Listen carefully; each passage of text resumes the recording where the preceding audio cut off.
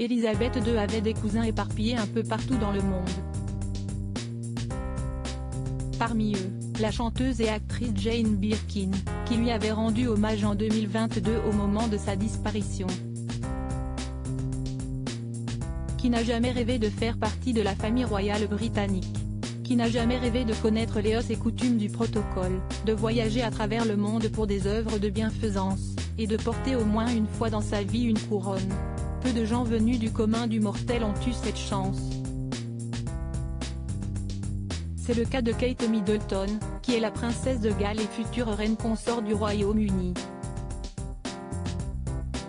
C'est aussi le cas de Meghan Markle, épouse du prince Harry, qui n'a pas du tout supporté la pression de la couronne. Et c'est aussi le cas de Lady Diana, qui a connu un destin tragique. À la tête de l'une des plus grandes familles du monde, Élisabeth II avait des cousins et des cousines éloignés un peu partout. Et sa regrettée majesté avait également des liens de parenté avec des célébrités. C'est le cas de Johnny Depp, mais aussi de Paris Hilton, de Hugh Grant, de Brad Pitt et sans oublier d'Angelina Jolie. Et c'est aussi le cas de Jane Birkin. Quel était le lien de Jane Birkin avec Élisabeth II? En effet, la mère de Lou Doyon est la cousine au 22e degré d'Élisabeth II, ainsi que la cousine au 12e degré de Sarah Ferguson et de Lady Diana.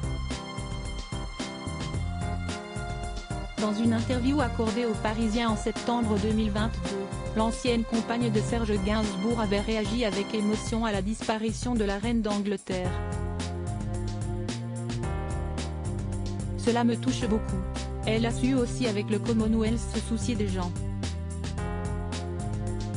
En fait, elle a fait un sans faute, avait souligné la mère de Charlotte Gainsbourg.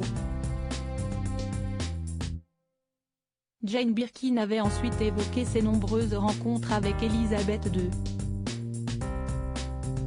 La première fois, c'était dans la manufacture de dentelle de mon grand-père et de mon oncle.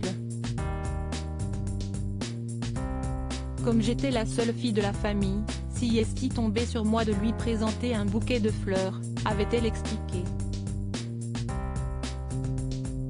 Elle a également eu la chance de recroiser sa route en 1970 et 1980, pour les présentations de 2 films adaptés d'Agatha Christie, dans lesquels elle avait eu un rôle. En revanche, elle ne s'est jamais épanchée sur son lien de parenté avec Élisabeth II.